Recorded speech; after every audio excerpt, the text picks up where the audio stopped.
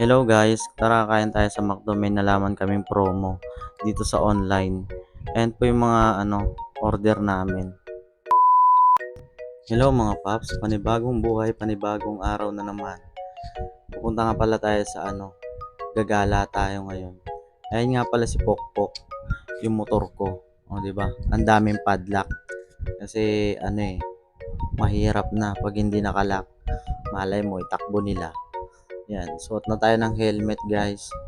Kasi pupunta tayo ng SM Fairview. Kakain tayo ng kung ano yung pwedeng mabili. Pupunta pala kami sa McDo kasi meron kaming nalaman dun sa online. Mamaya ituro ko sa inyo guys kung nandun na kami. Kasi hindi ko pa alam kung ano yung gagawin dun eh. Tsaka yun, naggayat na kami. Dali-dali na kami pumunta ng SM Fairview. Kasi doon lang yung malapit sa amin eh.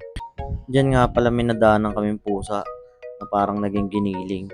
Yung nadaanan ko kanina naglangse, nagkarolangsi na, kapadulok.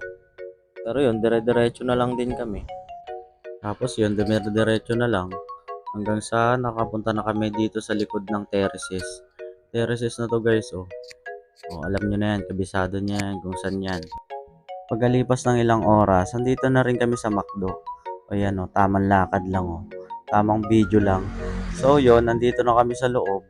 Tuturo ko naman sa inyo guys kung paano umorder dun sa cellphone, dun sa online. Ayan no, promo kasi yan eh.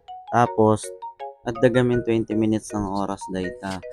Tapos, pag lumagpas ka na sa 20 minutes, magiging regular na yung order mo. Tapos, babalik na rin yung presyo ng mga binili mo. Kaya yun, inapurami ang order mami no. Pindot-pindot na. O, kita nyo na naglalakan niya. O, 999 lang.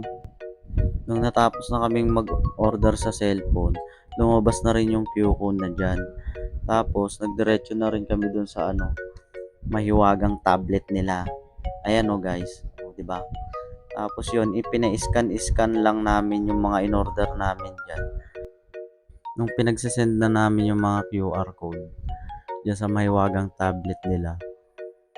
O yan, o, diba? Ang dami rin naming na-order dyan guys kasi ang laki ng tipid. Tapos, ang laki ng discount na sa amin. Parang siguro ang discount niya mga nasa 200 yata o kaya 150. Pero okay na rin yun guys. Tapos yun, nagkabayaran na nga. Ito na yung mga order namin. O, di ba? Ang dami. Meron tayong diyang chicken fillet ala king, 2-piece chicken, meron tayong isang mangkok ng fries, may dalawang soft drinks, at merong ice cream.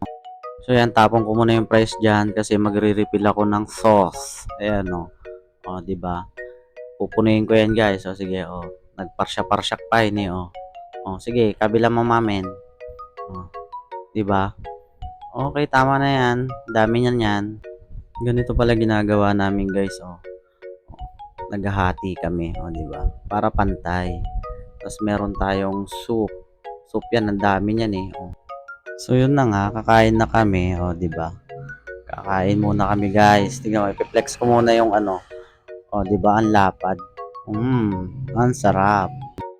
O guys, kung meron pala kayo natutunan kanina dun sa dinemo ko dun sa cellphone na dun mag-order. Ako din eh, di ko rin alam yun guys eh.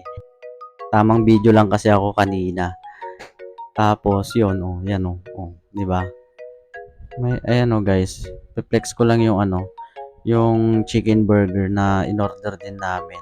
Masarap din 'yan eh, oh, 'di ba? Oh. Oh, 'di ba? Ipaapal mo bet, oh. Oh, 'di ba? Oh. Oh, 'di ba? Oh, punong-puno ng mayonnaise. So, yun na nga. Yan oh, kinain ko na rin yung chicken. Ang laki ng chicken, guys. Solid. Alam nyo ba guys, mas maganda yung ganitong content. Yung bibili na lang sa labas kaysa yung magluluto. Ang hirap nun, ang hirap mag-video. Tapos ang dami pang proseso. Mamamalengke ka pa, maghuhugas ka pa, tapos maggagayak ka pa ng sibuyas, 'di ba? Ang daming pwedeng kaya mas okay na rin siguro yung ganito guys, yung content na ganito kasi ako naman kasi guys, hindi ako nag-content lang talaga sa pagkain. Minsan kasi kung ano-ano yung mga pinagbi-video-video ko eh. Kung pwede lang sana mag-video ako araw-araw eh. i-video ko lahat ng mga ano eh. Pero may iba tayo ng usapan guys. Nakapollow na ba kayo sa page ko? O kaya mag-comment at saka mag-like lang sana sa mga pinaggagawa kong content. Kasi dagdag points kasi yun eh sa Facebook. Sayang naman. Kaya yun, i-like nyo naman. 'Di ba? O amo yun, papapo kaya pop-pop. O share nyo naman. Tsaka shoutout nga pala kay ano, Erwin De Vera. Kasi shinare niya yung post ko kanina umaga. Kaya ang galing mo, idol. Lakas ang trip mo. So yun guys, balik na tayo sa kain. Nakalimutan ko kumakain pala ako. O, di ba? Di ba? Nagimas. O, di ba? Trip ko rin pala sanang mag-content ng mukbang guys. Kaso parang natatakot kasi ako eh. Yung ano, yung parang kakain ng mga taba-taba, yung mga masebo. Dati kaya ko yun, pero ngayon natatakot na ako. Ang dami ko na yatang nararamdaman eh. Dito nga pala guys, inuubos ko na yung mga pagkain ko kasi malapit na rin kaming ano, umuwi. Ayan o, konti na lang guys yung mga ano, pagkain na kinakain ko. O di ba, sausaw mo sa ano, ice cream. Okay lang yan guys kasi sama-sama lang din naman sa tiyan yan eh. Ayun na guys oh.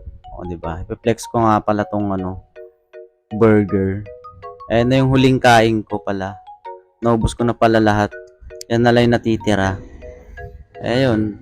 Tamang hinga-hinga lang kasi busog na eh. Wala eh. Ang dami eh.